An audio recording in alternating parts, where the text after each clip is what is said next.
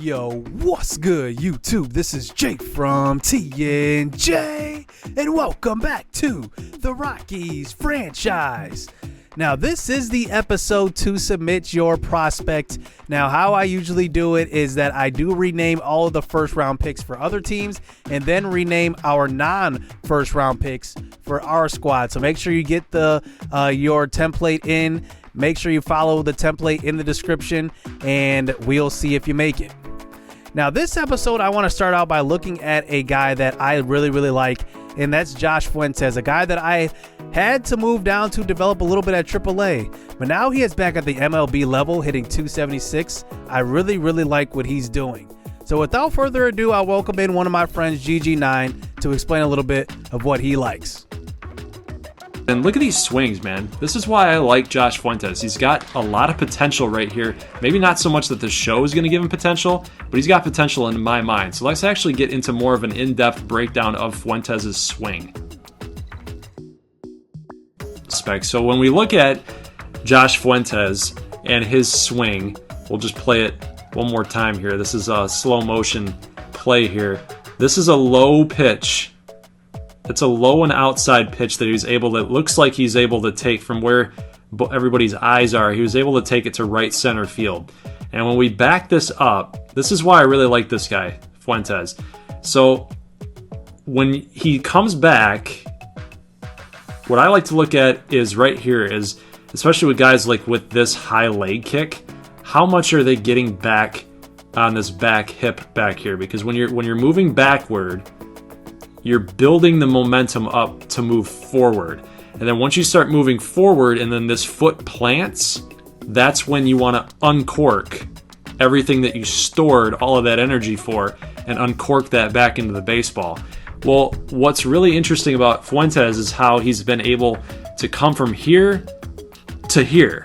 That's really a steep angle. And then he's still able, despite that angle, to, once he makes contact, to push the baseball back. Boom. You see how he keeps moving?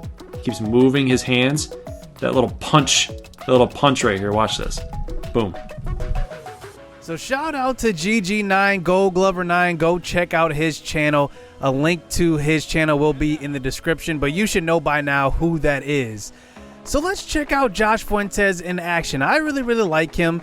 You know, like I said, he's 29 years old. A lot of players have went into their prime at the end of their 20s and into the beginning of their 30s. I think that Fuentes has that potential. I start to see it now this year with his bat. Hitting 276. Here he is facing Cody Ponce for the Pirates, and this is the battle of the two worst teams in baseball, and Josh Fuentes hits that one to left field and strokes it. I really like this kid's swing, man. He is just a good player to me. He's also an excellent fielder as well. That's something that's very underrated in his game.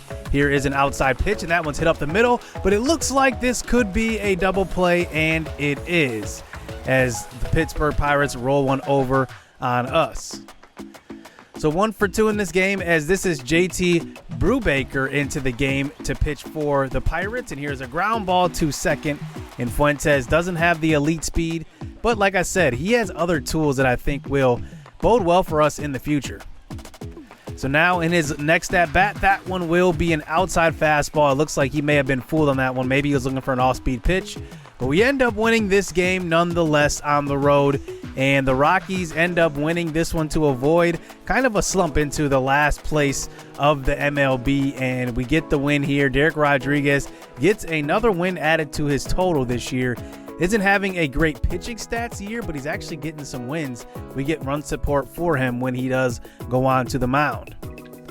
Now, a guy I want to evaluate here since we're winding down this season is Will Benson. You know, he's a guy that didn't really do too well since moving up to the MLB level, but hitting 211 and having 289 on base percentage actually isn't bad for on base for as low as what that average is. So I guess that's an encouraging sign. I'm guessing, man, if we get him to about 260 average around there, his on base percentage could be about 360. You never know. So I want to check out our AAA affiliates here, and since we did move Will Benson down, we moved him down to get him some work here, and I want to see what he can do here at the AAA level. We want to check out D'Anthony Pierre on the mound, who is in this game, and look at this. Will Benson comes in to pinch hit, and he goes yard. It ends up propelling us to an 11-3 win versus the Round Rock Express. And we are now tied for first place at the AAA level. Now we're at Rio Grande Credit Union Field. This is the actual stadium of our Isotopes at the AAA level. And one guy I want to look at here is Justin Maxwell. You probably don't recognize that name. Maybe you do if you've been paying attention. But this was actually our second round pick in the season 1's MLB draft. And this guy is good. He's having an excellent year on the mound. A .85 whip. He started in the bullpen, but now we moved him to the rotation since we're getting to the end of the season. So here he is in about his, 7th start of the season, and here's a ground ball this time, and that is Tyson Garroway playing short at the AAA level, and he gets the out at first. 2 outs here in this inning, and here is Chris Flores at the plate. This is just a ground ball. John Storm playing third base. He throws over to first, and that one will be an out. So Hans Kraus on the mound for the Express here as we are at home. And here is our minor leaguer of the year frontrunner, Jonathan Champion. He's hitting .318. He is a AAA All-Star. I want to make it so that I will explain this in a couple of episodes, but that guys cannot win this award more than once. So once you win it once, that's it. I want to make that so, guys aren't being abused with potential here, getting those boosts. And here is Champion. He's about low 60s and C potential. I think he can definitely use that boost as well. So here is Will Benson at the plate now. He is up to bat here at the AAA level once again after being promoted to the MLB level and demoted back down. But you can just see he picks up right where he left off at the AAA level, getting a hit up the middle. Nuki Ray up to the plate. Remember, he started out this season at the MLB level just as depth, but he cannot keep up with that fastball as he strikes out on the outside four-seamer. That brings up Tyson Garroway in the third inning. This one's driven deep to right field, and it knocks off the foul pole. Tyson Garroway, he was one of our subscriber recruits coming into this season, and he is an excellent hitter. But he's actually not hitting for great average. But when I play with him, he always gets hits. So here is Jonathan Champion back at the plate. And there is that average. It keeps going up. He gets a hit right there. John Storm hitting in the 3 spot this game. He hits a hard ground ball up the middle. That one looks like a chopper, actually, not hard. But it is thrown on the first. And that one will be the end of the third. Justin Maxwell in a little bit of trouble here with guys on first and second here for the Express. That's a hit to right field. Will Benson comes up throwing, gets a short throw, but an excellent slide. I don't know if we missed the tag there or what, but that throw was on line. That should have been an out, and instead it's a 1-1 game. Here with 1 out, here's a laser left field. Nuki Ray is on that one, though, and that brings us to 2 outs in the inning. Maxwell still in trouble here as here's a ground ball up the middle, and that one gets through. And Tapia comes up throwing. That one will score another as we go down 2-1 here in the 5th inning. So here's Maxwell continuing this inning now. 3-2 count with 2 outs, and he gets Vieira to strike out looking. And now we move on to the bottom of the 5th. Brian Mundell at the plate, who gets a low changeup and drives it deep to left field. It's gonna be gone. Home run, and that is only his second home run of the season, and it gives us the 1-run lead here in the 5th. Actually, that's gonna tie the game up, I should say. So here is Garroway once again. He went deep off the right foul pole earlier in the game, and he does draw a walk there. So now we have a man on first with Jonathan Champion, who is just red hot this year. He goes to right center. That one is going to get down, and Garroway does move over to third base. So now we got men on the corners here with 1 out. Will Benson at the plate. He gets a pitch right over the middle, and he was just a bit late on that one, but it has carry. Look at the power. That looked like it was going to be a routine pop fly. Instead, it just carries. That is the power of Will Benson. He brings so much of it to the table. That's his 10th double at the AAA level. So the Express go to the bullpen, bringing in a relief guy out of the bullpen. That's Imro, and he gets Nuki Ray to swing at that one low, and that one will get them out of the inning with only 1 run of damage. So we move on to the 7th inning. Logan Cozart is into the game now with guys on 2nd and 3rd now, relieving Maxwell, and he gets his batter to swing and miss, and we get out of that jam. No damage done. So still a 1-run game here as Cozart is still in the game in the top of the 8th inning as they start off this inning with a hit to the right, to the middle of the field, and that one is going to be a double. Good hustle that time by Tavares, and he gets in safe with a double.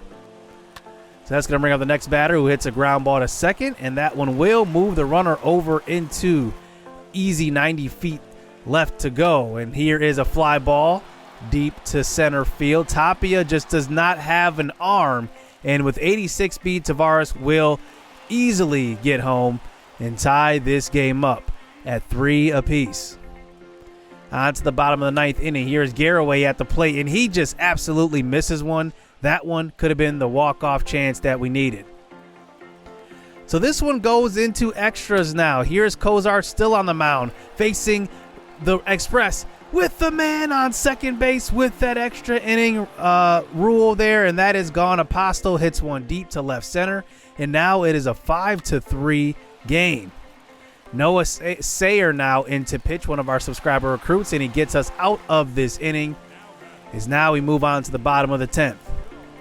We start out this inning with the man on second base as usual with that extra inning rule, and there is John Storm at the plate, and he does get clunked on the back, and that brings up Nuki Ray. So guys on 1st and 2nd here, 1 out. He gets a low pitch, and this one is grooved. That is a no doubt walk off.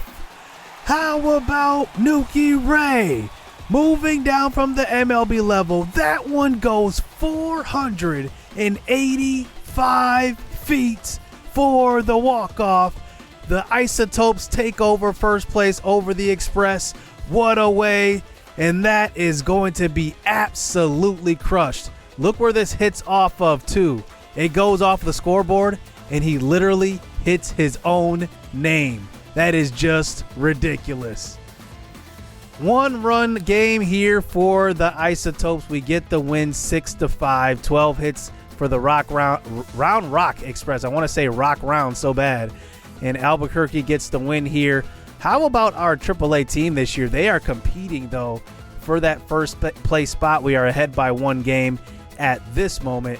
Noah Sayer, one of our prize bullpen guys that we have coming up in the organization, he ends up getting the win on that game. Now, unfortunately, we actually do advance to the end of the AAA season, and we end up actually missing the playoffs. As you can see how close we were, we ended up being a game and a half back, and the Express did not jump up and get that. After that win, they actually dropped down to 3rd and ended up being 6.5 games back, and the Dodgers ended up taking the AAA West. So we lose once again to the Dodgers. The Dodgers are winning at the MLB level and the AAA level as well. So that means now that our minor league seasons are over, we now move some of our minor league guys up, including Hitor Takahashi, who will get a shot at the MLB level. He's had a little bit of experience so far, but I haven't gotten him too much experience. He's hitting .265, though, in a short time. So let's see what he does at the plate. He could be a future at leadoff. He is such a good leadoff hitter, especially with his speed. We'll see what he does. 2-2 count here. He hits one up the middle, and that one will be snagged. Good play by the shortstop that time. And that's going to bring up John Gray on the mound, a guy that's not having a bad year at all. 1.32 whip, almost double the amount of strikeouts than he does have walks. 3.52 ERA. I would say this is actually a pretty good John Gray season. So we face the Arizona Diamondbacks, who are one of those teams in our division who are probably still looking to rebuild. They are actually way better than us, though. They are floating around 500, but they are a lot closer than we are. Freddie Freeman's got that average up to 313. Here he is, driving one deep to right field. Oh, I'm going to hate this in these years in this franchise, facing Freddie Freeman for the Diamondbacks. And this one will be thrown home and safe at home, and Arizona takes the 1-0 lead here in the first.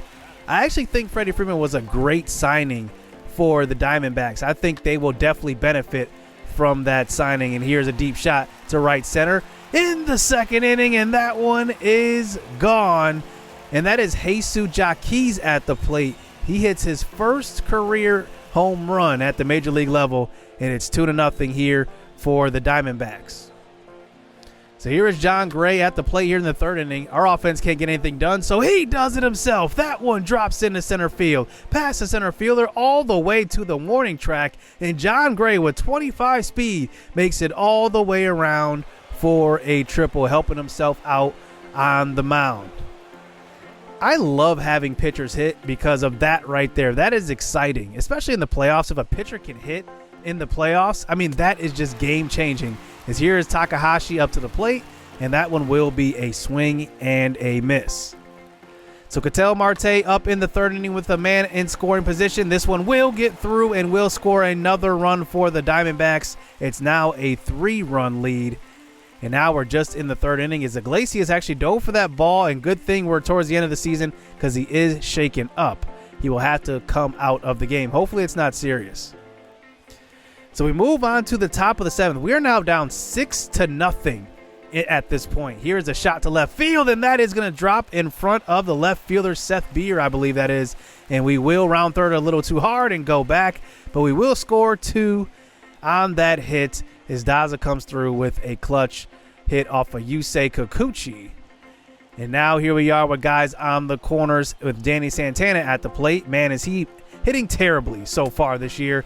And that is going to be a swing and a miss. He's hitting around 190. I mean, I'm surprised I haven't moved him down, but since he plays every position, I mean, he could just end up just subbing in for anybody at any time.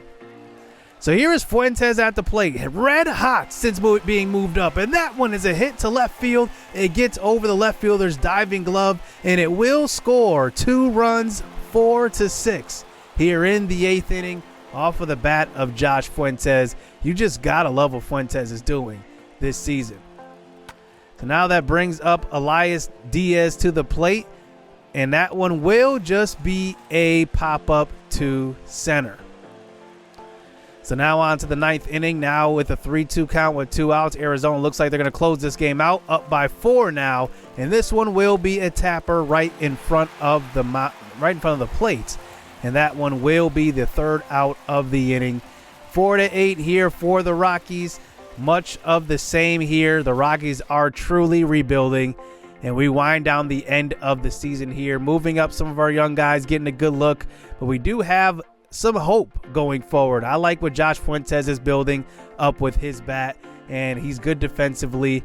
And looking at September, we actually did better than what I expected here, and I love that. I love the fight here. We're 3 games away from a 100-loss season, though, and that really sucks.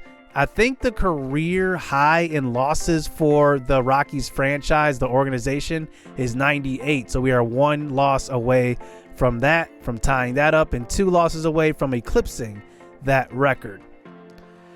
Now, this season has been interesting. You know, Jose Iglesias leading us in average. You know, we have a couple of guys that are hitting close to about 280, but besides that, it's Hira and Blackman. And after that, we just kind of drop off. Fuentes is hitting up there, but he hasn't been up at the MLB level the entire season, but he's hitting quite well. Our bullpen, you know, isn't doing terrible, but there are a couple of guys here that are doing really bad. Like Coffer is doing pretty bad, 171 whip. Mike Leake is actually doing very good, and so is Jacob Junis. But then we have the bad ones here, like Salmons, Jordan Sheffield, Yancy Almonte has a 191 whip, Robert Stevenson a 178 whip, and Tyler Kinley a 243 whip. I'm going to cut him after this year. I'm not kidding at all. Like, he is gone from the squad. So 57 and 97. Next episode, we will wrap up the season and kind of recap it as well. I want to talk about just the future of this squad and my plans going forward, and especially with going into free agency next year. I'm very, very excited about that, and also seeing what Muhammad Willingham can do, our first-round draft pick this season. So that is going to do it. Let me know what you guys think of this Rockies team and what direction we need to go in as far as team building. that's going to have to be something that we address in the offseason, and especially since it's year 3, our young guys are getting better and starting to get ready for the show. So hit subscribe, hit that like button. Hope you guys enjoyed this episode. Stay tuned. Let's get it. Let's go. Getting money, I got time to get it. Target on me, so my car's a tinted. Dancing with the devil, I don't bargain with it. Bobbing in the dash, and the stick is with it. And I hit the 4-5 on the west side. But I'm from the east side, this how we slide. This how we ride, yeah, this how we ride.